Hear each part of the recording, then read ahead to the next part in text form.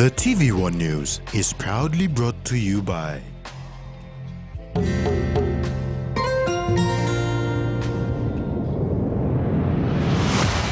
BSP, our bank, our people.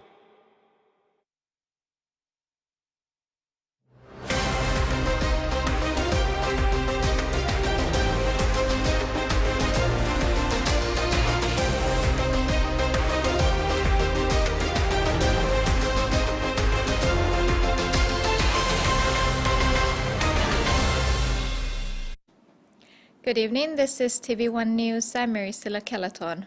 And I'm Rex Lita. I'll join you later in the Bulletin for Sports.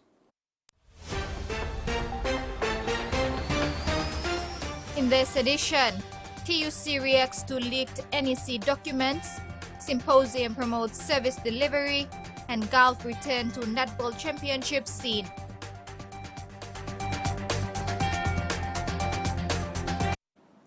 Confidential NEC documents containing information about the welfare of PNG Power employees have been leaked to trade unions last night, prompting the union to take action to save employees of PNG Power.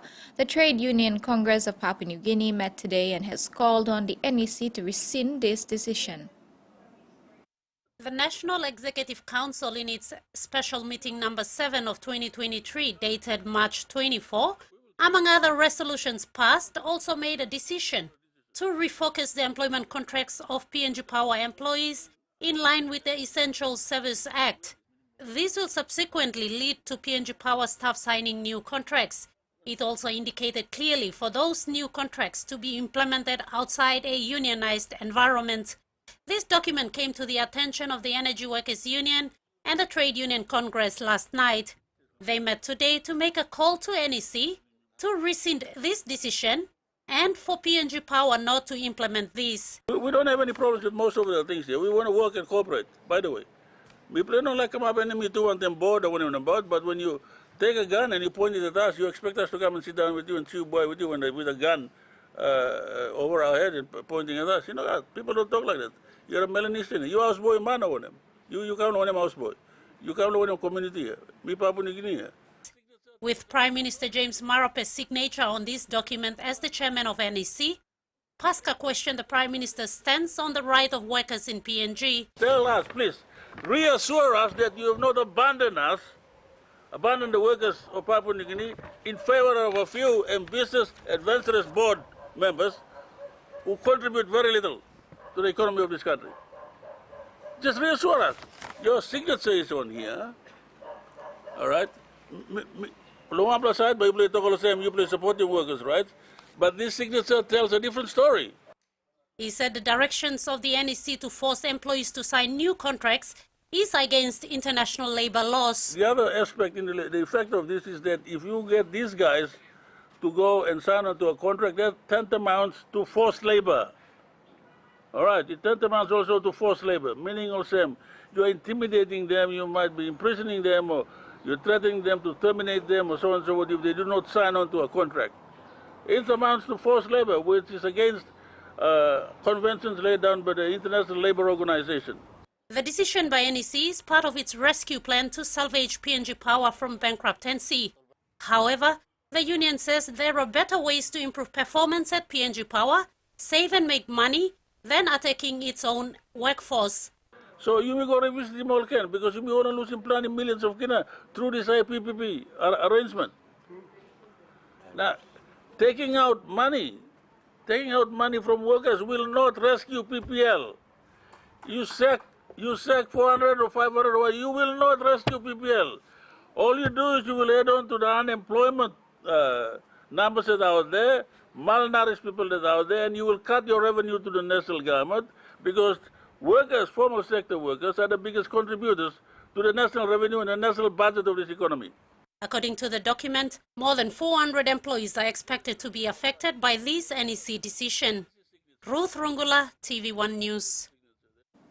TUC President John Pasca further noted that more than $1 billion kina has been secured to help fund the operations of PNG Power from external sources, as indicated on the NEC decision. He has warned donors to demand for transparency from the PPL board and management with the expansion of these funds. We say thank you to the donor organizations for this, but we want to insist that these donor organizations must also insist on the need for transparency and accountability and how this money will be used. Because we know that a lot of donor organization funding have been channeled through and there's very little to show for it. So where are they going? Checks and balances must be in place before money is released for the purposes for which they are intended. Very important. We must maintain our integrity with the With the hosting of 2 international ICT dialogues in the country, Minister for Information, Communication and Technology, Timothy Masiu, is thrilled with the outcome and acknowledged stakeholders and partners for their contribution. He is now urging all stakeholders to remain sharp as he is aiming to host the next ICT international meeting in the country. Climate change topped the agenda of the second U.S.-Pacific Leaders Summit, with a number of issues raised by the Pacific nations on the effects of climate change in the region and on the U.S. can help to mitigate these effects. Prime Minister James Marape said he advocated on behalf of the smaller island nations on the access to green climate fund, migration to clean energy, and proposed the concept of debt to nature swap. He explains what this concept is. We organize, relooked at. That simply means the value of our ocean and forest as great carbon reservoir, carbon sink, be quantified, relooked at, and how this could be offset in terms of the present level of borrowings we have with these international lenders, and for us in future going forward, how these assets could be used as collaterals for our lending. The lending proposals going forward. Something new we proposed, it is now being floated that the debt for nature swap is to be looked at. For instance, Papua New Guinea has substantial forest. If you value this forest, our forest, and I just put to you from the figures that I received and I put to them, our 100 million metric tons of forest, 100 million metric tons of absorption capacity by our forests. Is something that we could value, monetize, and use so that those who have big carbon footprints on planet Earth could offset that, and this could be an asset for us to use in terms of debt relief or debt restructure. With World Bank and IMF, we are trying to work towards. A 42-meter footbridge that will serve coffee farmers in Omkolai in the Gumini district of Simbu province was officially opened on Tuesday, September 26. The footbridge was completed in August 2023, a government-funded project under the CIC Coffee Access Road project. The project is an investment of 525,000 kina. Coffee Industry Corporation Senior Management Team, Simbu Provincial Government officials and the local community in Omkolai witnessed the opening of the footbridge. According to caretaker Chief Executive Officer Stephen Tumai, the footbridge will assist the Minibi Mari people to bring their coffee from the other side of the Mari River or Waramaril to the roadside and to market. He added that the bridge benefits nearby communities to cross over to access goods and services. Representing landowners in the area, Max Maima said many lives have been lost whilst crossing the Maril River over the years, and the footbridge is a blessing to them. TV1 News continues after the break. Stay with us.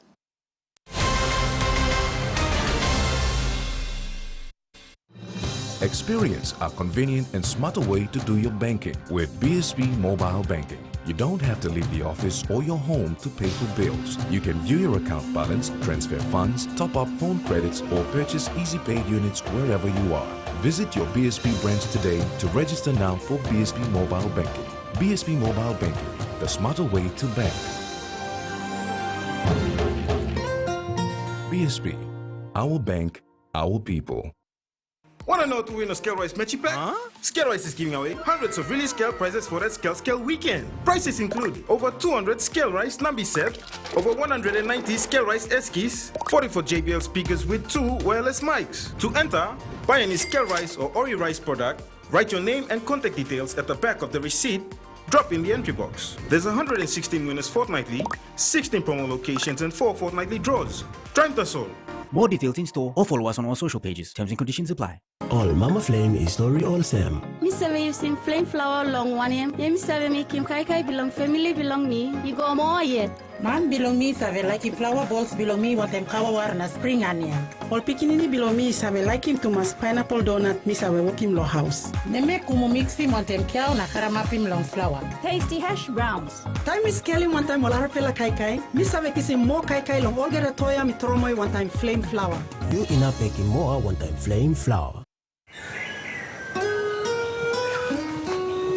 From the rich soils of the highlands, the finest coffee has been grown by generations of Papua New Guineans. Expertly blended and roasted with over 80 years of experience, making the finest cup of Nescafe New Guinea blend. PNG's own coffee. Open lens.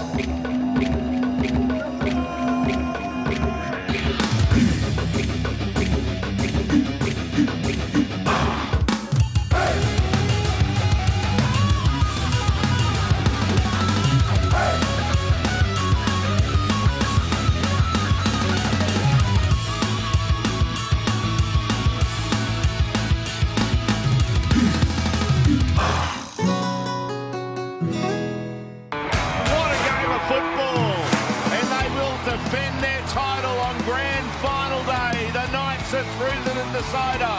Absolutely outstanding rugby league from the Knights. The crowd are rouncing out. Middles to the party, and it is the destiny for these Gold Coast Titans to reach the grand final.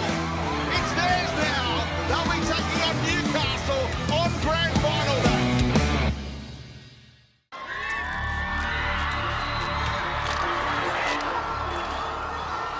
Then up over the halfway line. David Nofaluma. And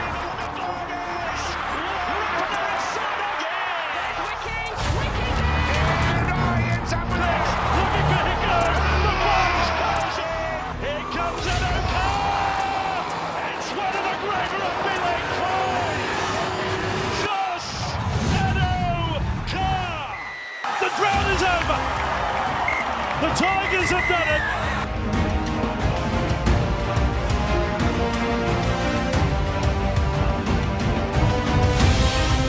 He'll have a crack himself, oh yes!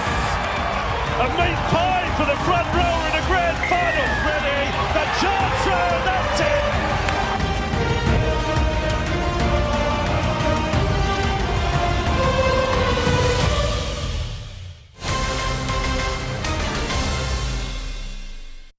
Welcome back. Residents of Port Moresby now have a novel opportunity to exchange their empty PET plastic beverage bottles for cash, thanks to a groundbreaking collaboration between Coca-Cola Euro-Pacific partners, Coca-Cola Papua New Guinea, and Branny's Recycling Limited. Since the pilot phase, Branny's Recycling Limited has efficiently collected an impressive 60 tons of PET plastic beverage bottles. The recent addition of a state-of-the-art plastic bottle shredder has significantly enhanced Branny's collection capabilities, marking a milestone in the initiative's progress.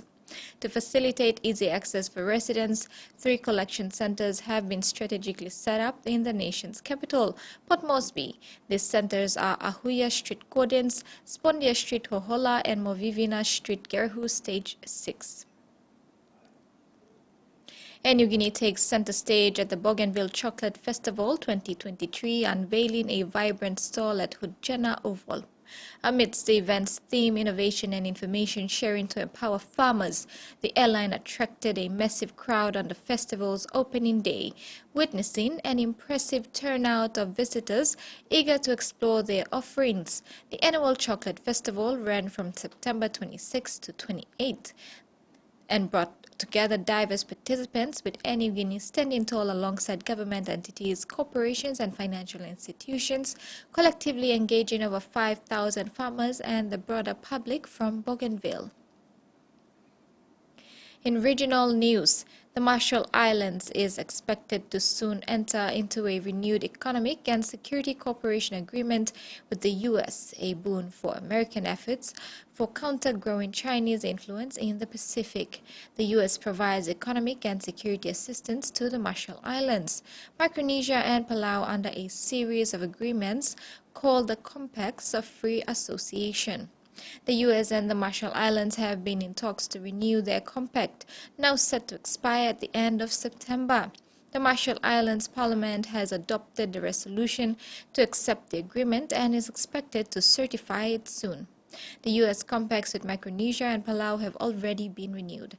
The Marshall Islands Kwajalein Atoll is home to a U.S. ballistic missile test site and is an important site for American space-related initiatives. It also hosts one of 4 dedicated ground antennas used by the GPS navigation system, according to the Central Intelligence Agency. The garrison city of Townsville is emerging as Australia's new army capital, with hundreds of soldiers to be relocated to North Queensland over coming years, while Adelaide becomes the home of advanced land-based long-range strike capabilities. Australia's largest garrison city is about to get bigger. Up to 500 troops will relocate to Townsville as part of the Army's most substantial shake-up in more than a decade. Under the restructure, 800 personnel will march out of Adelaide from 2025, swelling the ranks of combat brigades in Brisbane, Darwin and Townsville. These changes will result in a world-class, relevant and well-resourced units and formations. Townsville will become home to the Army's only heavy combat formation, hosting its entire fleet of armoured vehicles and half its aviation assets. Adelaide will become the base of Australia's long-range missile capabilities and eventually regain the personnel it'll soon lose. This will be the cutting edge of Army technology. The overhaul was recommended by the Defence Strategic Review, which found the country's military isn't fit for purpose to face new strategic threats. It shifts the focus from past continuous operations in the Middle East to better prepare for possible future amphibious missions much closer to Australian shores. Moving all our Army up to the north creates problems for recruiting, and it also creates problems for retention. Finding homes for hundreds of troops and their families in Townsville is already creating concern. It needs to be number 1 on the government's list. It really is an issue. It is a challenge, but we do have time. This is not happening immediately. And now the finance news. The kina closed lower at $0.2730 in the interbank market. At Bank South Pacific, Dow Kina was buying $0.2655 $0.4105 Australian dollars, €0.2439 euro and 39.30 Japanese yen. Looking at commodity prices at New York close, all closed higher except coffee and palm oil closed lower. And on the stock market, the Dow Jones closed higher, ASX closed higher, and all ordinaries closed higher as well. You're watching TVWAN News. We'll continue with news from abroad after the break.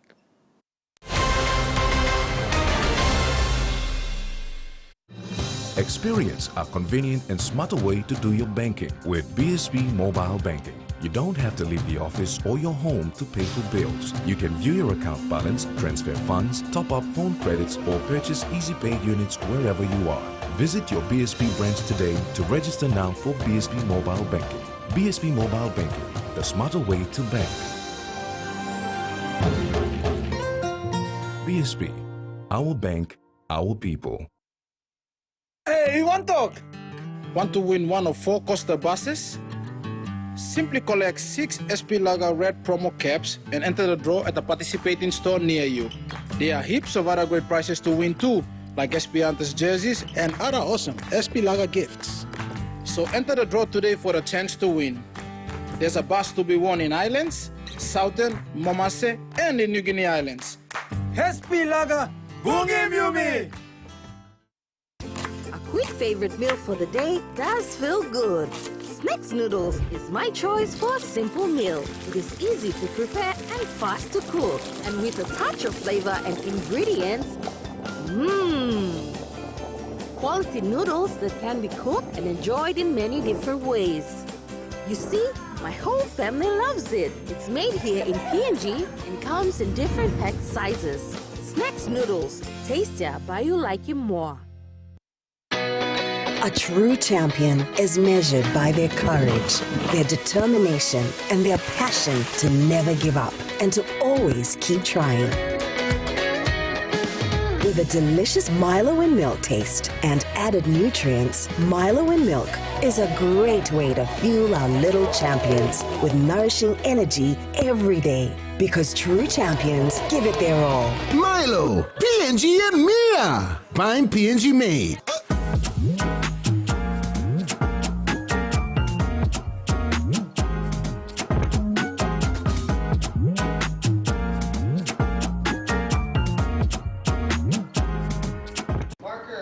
Let's go. Darren and I are traveling around the world to find some new perspectives on some very old problems. I can't believe this place exists.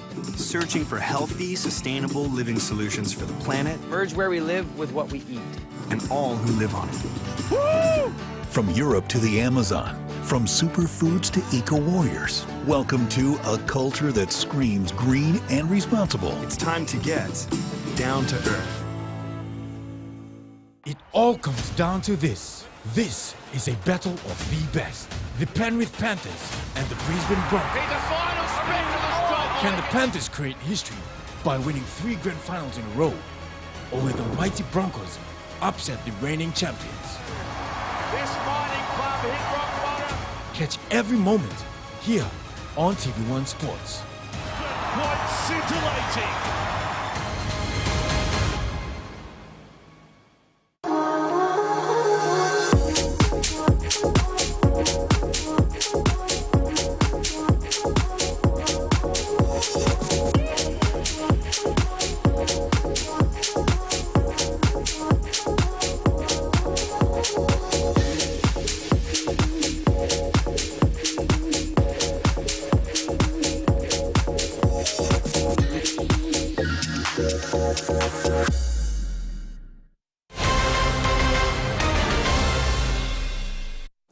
Welcome back. Geopolitical expert Jeffrey Miller has warned Cook Islands will need to be wary of the potential to be starstruck by the attention being bestowed upon it by the world's superpowers. Miller made the comment as Prime Minister Mark Brown met with United States President Joe Biden in Washington this week and confirmed closer ties between the nations through formal diplomatic relations.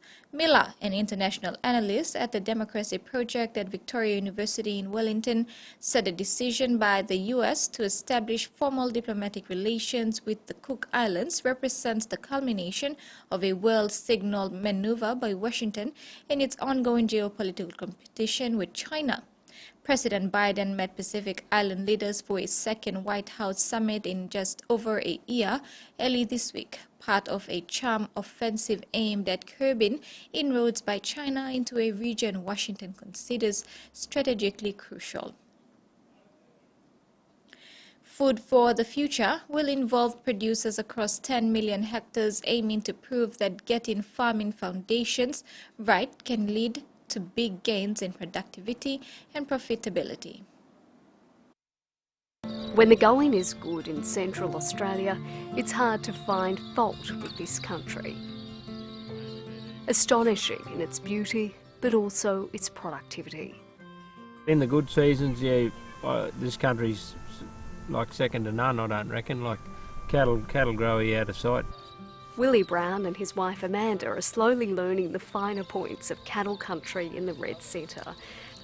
Having worked right across the north, they moved here to head up the cattle conglomerate that is Nawituma, Glen Helen, Napaby and Derwent Station in Central Australia for agricultural giant Hewitt. That's a breathtaking 2.7 million acres and 35,000 head of cattle. Hewitt has a big stake in the industry. As Australia's largest organic meat producer, they also run their own integrated supply chain. Very simple in my mind, ensuring that the land's there for generations to come, almost into infinity. We have an obligation to future generations, the broader population, to ensure that the land is managed well. We're massive custodians.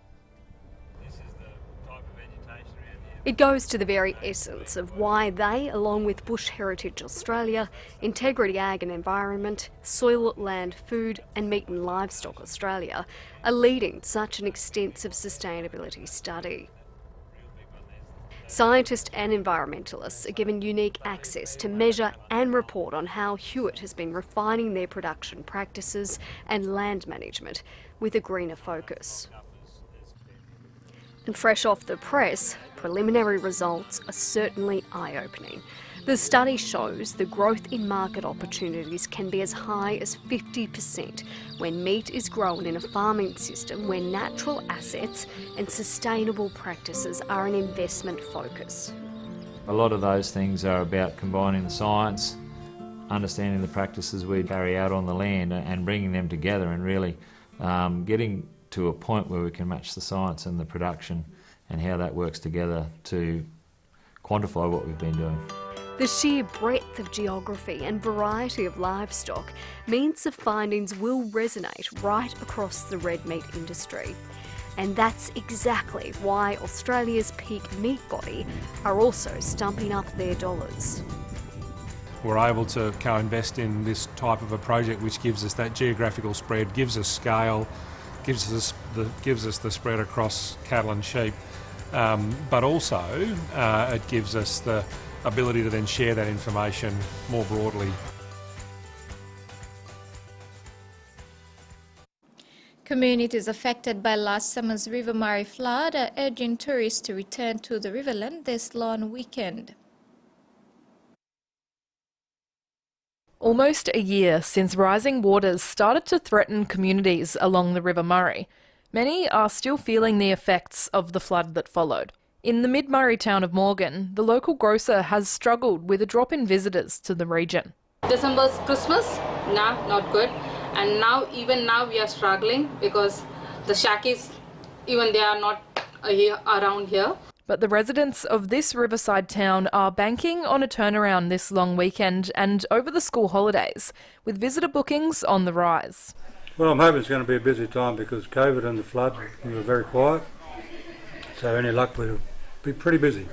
Upstream in Cadell, the general store is ready to welcome more people to the Riverland. We'll probably trade a bit later, and we normally shut on Saturday and Sunday at 12:30. I think we'll stay open until about 4 o'clock so that we can provide people with their water and ice, and you need a beer while you're up here. With the weather warming up, tourist numbers are on the rise coming into the school holidays. Authorities are encouraging people visiting the river to steer clear of flood cleanup zones and to be cautious in areas with faster flows. While the recovery is continuing, most flood-affected tourism businesses have reopened. Come up, we're ready to have you. Unfortunately, there are a few caravan parks that are still closed, so check with the Visitors Information Office or the Visitors Information Centres and see what's open. A call to enjoy the mighty Murray and support the communities it sustains. Back home, the Department of Mathematics and Computing Science of the Divine Word University hosted its symposium themed Serving All Through Digital Transformation. 22 students presented their final research projects, which is a requirement in order to graduate with a bachelor's degree. The symposium promoted service delivery, especially being of service to others. Serving all through digital transformation was the theme for the symposium. Students presented their research projects on a variety of topics, ranging from the business sector, government, NGO, law enforcement, health, education, and the network security sector. Head of Department Cyril Sasoro, in his opening remarks, elaborated on the theme, saying it resonates with the university's theme for the academic year. The end of all knowledge should be service to others. Mr. Sasoro highlighted that the advancement of information and communication technology has brought the world together as never before. He added that staying in touch with family and friends, sharing knowledge or doing business online has increased immensely. Today's presentation illustrates skills that students have acquired over the course of 4 years in reshaping the landscape of technology, science and society, ultimately serving all of humanity. The students had to identify a problem in society or an organization and devise a solution using mathematics and computing science theory and application. According to Mr. Sasoro, this event is significant as it is a transformation process for the students before entering the workforce, where graduates will be expected to think critically in confronting challenges. The students' projects captured design of software solutions for desktop, web and mobile applications for the various sectors of interest, with the inclusion of a demonstration of the system's app. Third-year MCS student Donita Rewa demonstrated how strong passwords were important in protecting one's data and ensuring privacy. The demonstration included how hackers enter the system and decipher weak passwords, especially for frequent Wi-Fi and hotspot users. The Digital Medang branch was invited to the symposium. Kevin P., Consumables Executive with Digital Medang, commended the smart minds that came up with intellectual solutions to various challenges. He elaborated on Digicel serving the rural majority by breaking barriers into the rural regions of the country and setting up communication towers. Harokido Jr., TV1 News. Australia has partnered with the United Nations Office for Project Services and MAF Technologies to bring solar lights to Teleformin in West Sepik. Local women like Rhoda Mixon with a solar home kit now engages in nighttime bilum making, boosting income in the informal economy. Australia proudly collaborates with the United Nations Office for Project Services to illuminate Teleformin communities through a transformative off-grid rural electrification initiative, introducing the brilliance of solar lights. In West Sepik, this innovative venture sparks a wave of entrepreneurial opportunities for locals, notably empowering women to engage in the ancient craft of bilum making. At the heart of this initiative is Rhoda Mixon, a recipient of a solar home kit. With this empowering technology, Rhoda experiences a significant enhancement in her bilum weaving capabilities, now extending her craft into the night hours. Light and can give me good the light to sit down now working bilum so. Time first time I've been come, na losing for solar lo mi na go, me completing 4 pla bilum. Lo passing lo mi plol papa nigini lo working bilum em na isi. You twist him rope na you ba work, but me amama so sense solar am helping me big pla more. So Mila talk thank you la UN Ops, Australian government na MF Tech lo provide him sla good pla service lo bring him solar cell come inside lo telephone na lo family them. This newfound ability not only amplifies her productivity but also exemplifies the broader positive impact of sustainable energy on local businesses. Bilum making, a traditional art form, emerges as a beacon of economic empowerment, particularly for women within Papua New Guinea's informal economy. The ripple effect is palpable as these intricately crafted bilums become a source of income, weaving financial independence for women in the region. Carol Kido Jr., TV1 News. And that ends the news segment. Sports is next with Rex. Stay with us.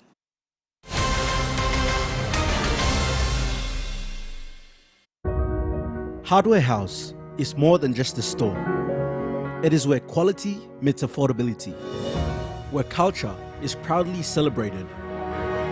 Spanning 9 provinces, we pride ourselves in offering top-notch customer support and services. We're more than just a store. We're more than a brand. We are Hardware House.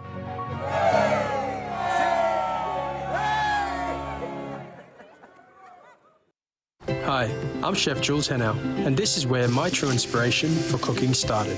Like most of us, I learned to cook from my mum. Nothing beats simple recipes where fresh local produce is at the heart, especially when it's a home-cooked meal, prepared and shared with the ones you love. And in PNG, no meal is complete without rice. And my choice is always True Guy. Trukai, true inspiration through generations. New Fabuloso multi-purpose cleaner with an irresistible fragrance that lasts all day long, creating a field of flowers in every corner of your home. With an irresistible fragrance that lasts and lasts all day long. Fabuloso, irresistible fragrance. Want more data for less? Get it now with Digicel's revamped Red Club. Enjoy data bundles from as low as 1 kilo per gigabyte. Plus rollover data, the widest coverage, fastest speeds, and best reliability. Only with Red Club. Join Digicel's exclusive Red Club today and get loads more data for less. Yes! Data bundles from as low as 1 kilo per gigabyte. Whoa! Join today for as low as 10 kilo weekly to access discounted data bundles and get more data for less. Dial *675# or visit the My Digicel app today. The Red Club, only with Digicel.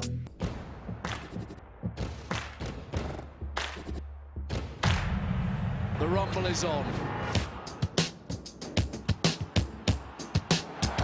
And we are rolling on the World Cup.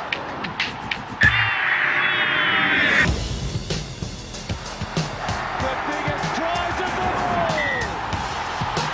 Right on through. Good tackle. Punishing set of drives on the line. Oh, it's a domination. It's good. You want box office? You've got it. The perfect response. And we can go and they're over. The World Cup is theirs.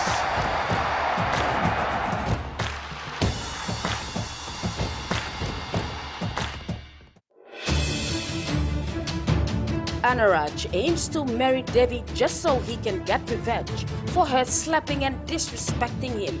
And no one in this world can and will marry me without my consent. Do you understand? But the fearless Devi hopes to show him that true love can conquer any obstacle. The better half of a lion is a lioness, right? Will she succeed in making the stubborn Anuraj fall in love with her? I'm on the Edge premieres Tuesday, 3rd October on TVWAN+. Down on the ground, the Fijian. Kebalo, oh, Butterfingers there out of the hands of Dotty. You've got to be careful. He's up. Ramos in the corner.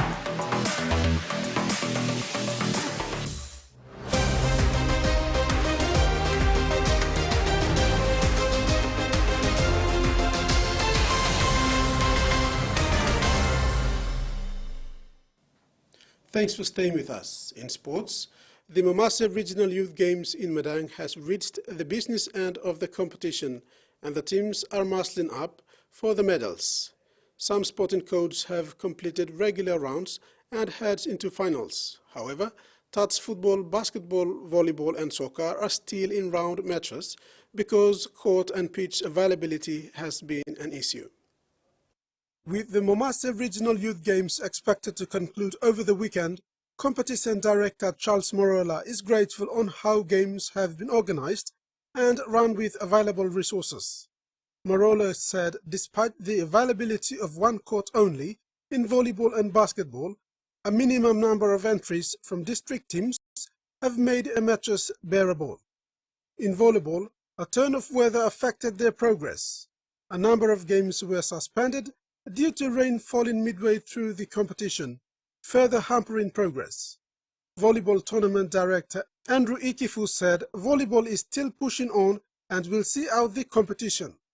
Soccer competition has secured another venue at the Madang Teachers College.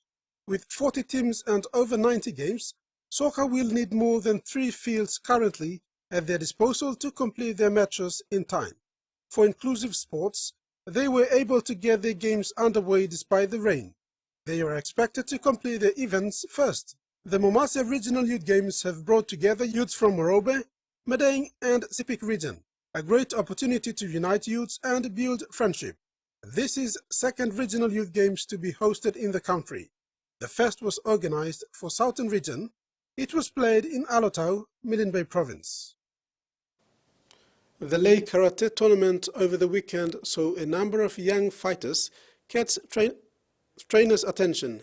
Day one of the tournament on Saturday, the 23rd of September, saw girls under the age of 15 and 17 try out their skills, including women under 50 kg and 55 kg.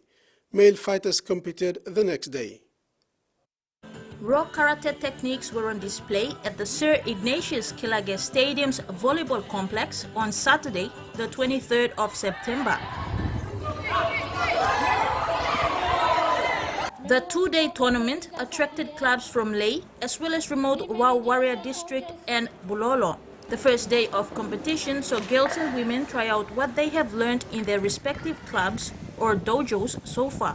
Assistant trainer or senpai Bernard Mai from Lae's 3 Mile Shitoryu Karate Club expressed satisfaction at the level of fighting displayed by their 3 senior women and 4 junior fighters.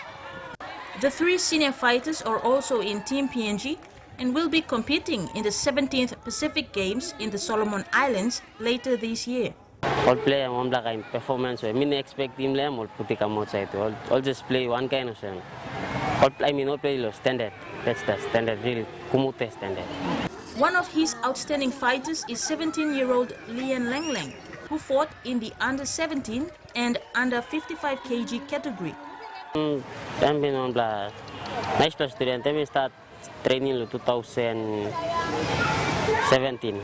I've been 10 years old. So I've been playing age come on top after COVID did make him. Last national championship, the most we go this year, like I must play maybe 4 times. So I'm the junior student, I'm senior student. Okay. I'm standing with the cadet. From the fight, Senpai Mai identified that they will need to work on one of the 3 main sections of karate, which is kumite, or grappling hands. The other 2 are kata and kihon.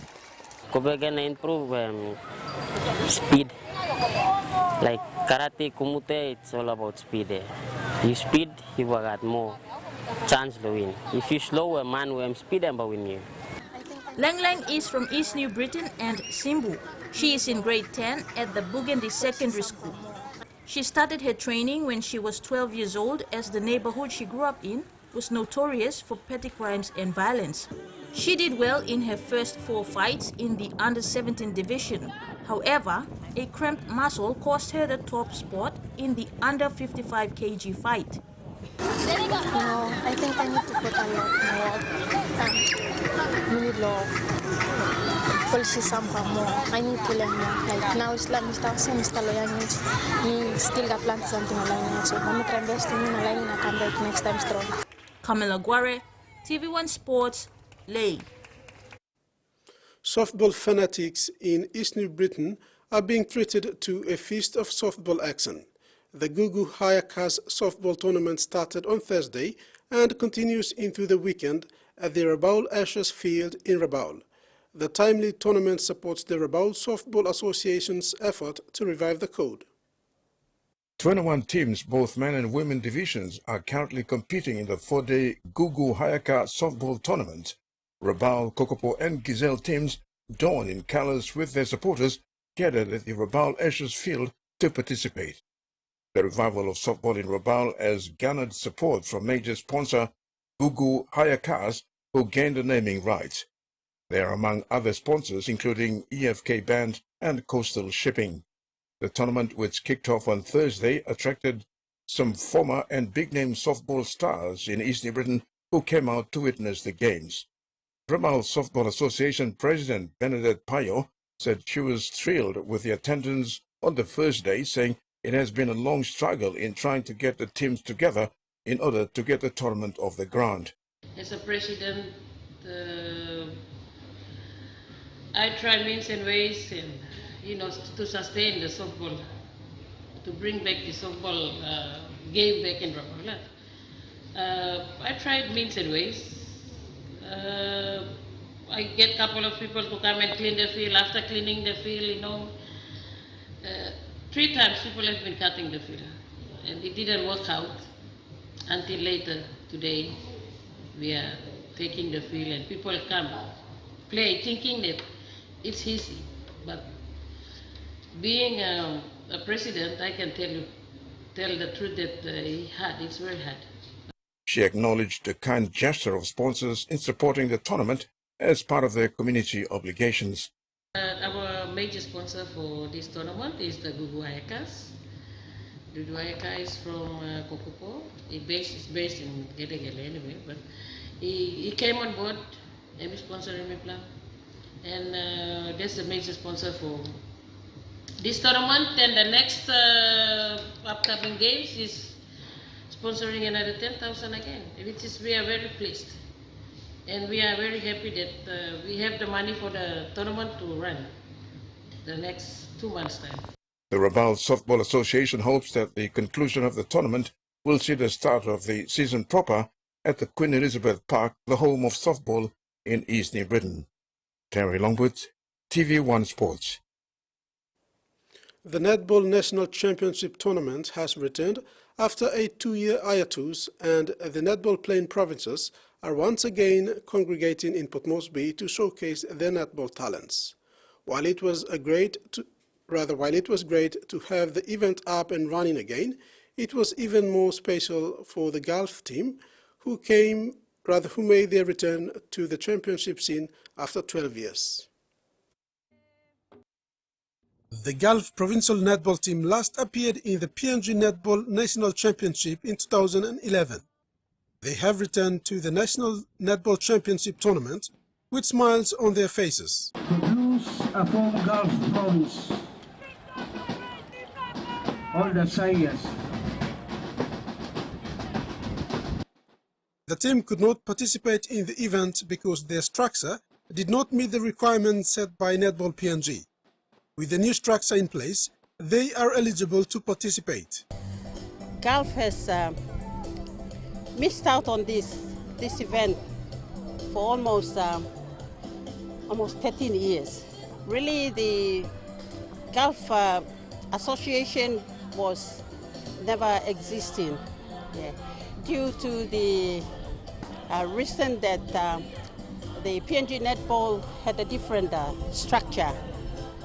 When expressing her gratitude for making the tournament, Gulf Netball Association Vice President Josephine Mero acknowledged the support of the Office of the Kerema MP and Gulf Provincial Government for logistical support and sending the team to the nation's capital. We are blessed. We're very thankful for our provincial governor, Honorable Sir Christopher Haveta, and our Kerema Open member, Honorable Thomas Opa, who both came in at this time where we needed assistance. So they're both right behind our backs, supporting us. Gulf Provincial Netball team have a team each in all divisions. They are expected to be regulars in the national championships, given they qualify to participate under the new structure. President of the Netball PNG, Ulato Avei, during the meeting of presidents of affiliated associations on Thursday, said it was great to see the Gulf Netball team attend the Netball National Championship. It was even more exciting to have Teams Kairuku and the Autonomous Region of Bougainville joining the championship for the first time this year. It will be a All Panthers or KBC affair this weekend when the Kokopo City Rugby League hosts its 2023 Grand Final this Saturday. Panthers will meet KBC in the Under-20 Women and A-grade divisions, capping off a remarkable season for both teams. The Calaban Oval will come alive this Saturday when favourites Rabaul Panthers lock horns with new kids on the block Kokopo Business College Knights KBC in the main A-grade Grand Final decider. A bumper crowd is expected to turn up to witness the grand finale. Panthers have been the form team this year with an average winning margin of 20+. Majority of their players dominated Kokopo Marlins in the recent Confederate trials. It is expected that all their big guns will be taking the field on Saturday against an unknown Knights outfit. Again, Panthers have been consistent throughout the season, with core of their playing group coming out of the Guria Development Program. KBC Knights, a newly formed club, mainly made up of students from the Kokopo Business College.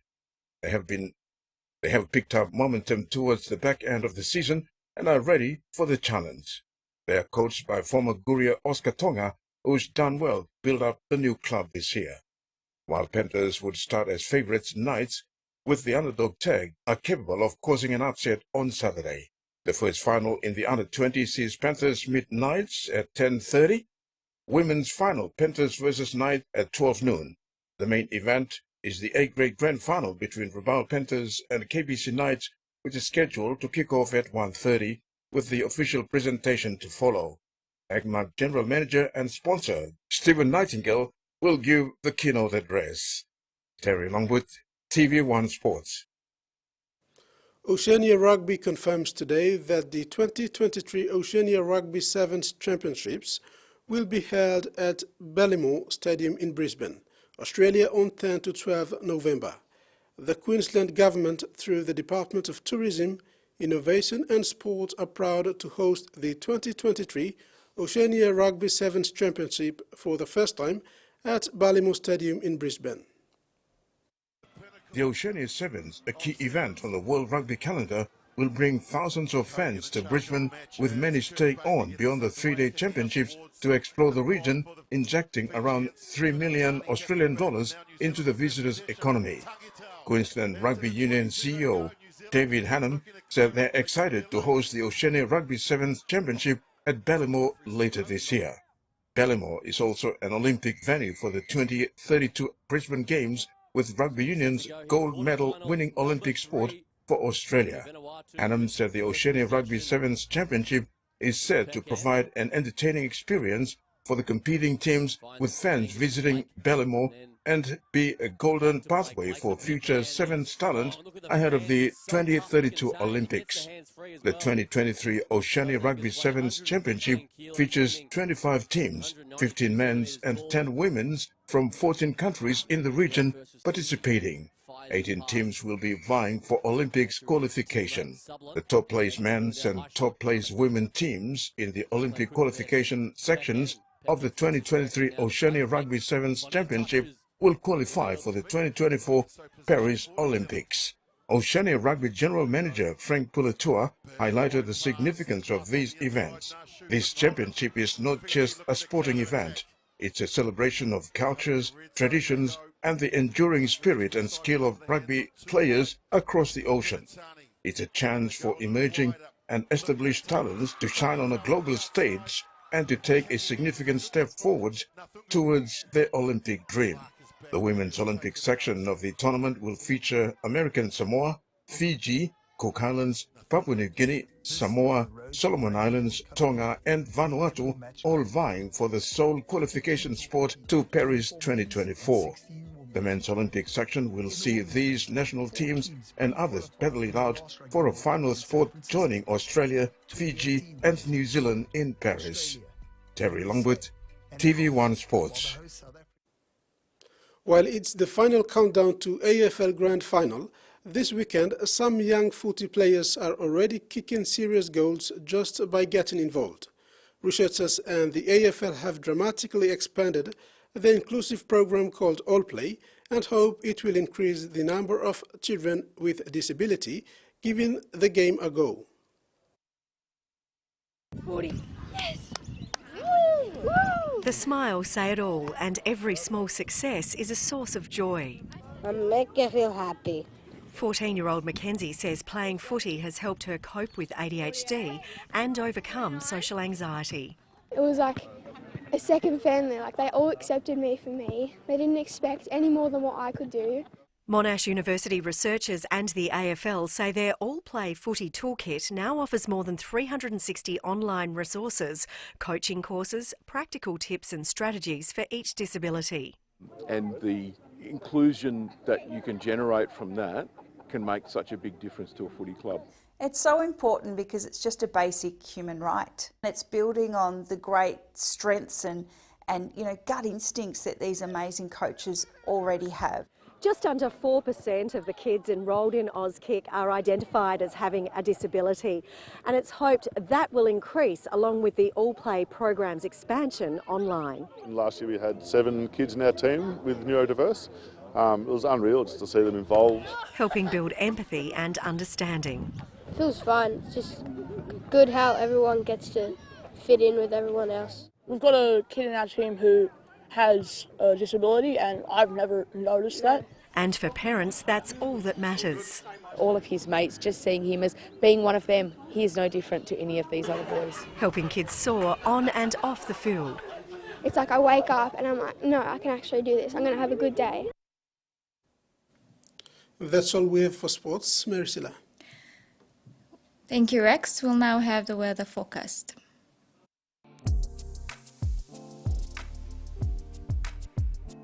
Southern, isolated showers and thunderstorms with windy conditions and areas of rain drizzles. Port Moresby, partly cloudy with possible inland showers and thunderstorms. Daru, partly cloudy. Kerama, partly cloudy with evening rain showers, drizzles. Alotau, partly cloudy with brief showers, drizzles, and Popondetta, mostly fine. Momase, scattered showers and isolated thunderstorms. Ley, cloudy periods with few showers. Medan, partly cloudy with a shower or two. Wewak, cloudy periods with few showers and possible thunderstorms. And Vanimo, cloudy with some showers and possible thunderstorms. New Guinea Islands, scattered showers and thunderstorms with rain areas. Lorengau and KVN, cloudy with rain showers and thunderstorms. Kokopo Rabaul, partly cloudy with few showers. Kimbe and Buka, cloudy with some showers and possible thunderstorms. Highlands, scattered showers and isolated thunderstorms. Mount Hagen, Goroka, Kundiawa, Mendi, and Wabeg, cloudy periods with rain showers and possible thunderstorms. Oceans forecast. Coral Sea, seas rough to very rough with southeast winds of 25 to 34 knots, with gusts reaching 45 knots with isolated showers. Solomon Sea, seas moderate to rough with southeast winds of 20 to 30 knots with scattered showers and isolated thunderstorms. Bismarck Sea, seas moderate to rough becoming very rough over west and south sectors with southeast winds of 20 to 30 knots reaching 34 to 40 knots over west and southern sectors, scattered showers and isolated thunderstorms. Pacific Ocean, seas light to moderate with clockwise winds of 10 to 20 knots with scattered showers and thunderstorms. Coastal waters forecast. Waters of Samarai Island to Cape Bogle and eastern and western Milne Bay Islands. Seas 2 to 2.5 meters with southeast winds of 20 to 30 knots, isolated showers and thunderstorms. And that wraps up the news tonight. Have a pleasant evening. Bye for now.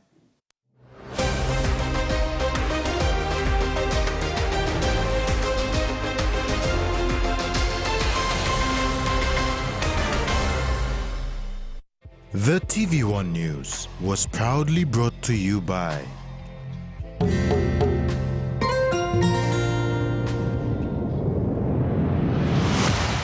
BSP, our bank, our people.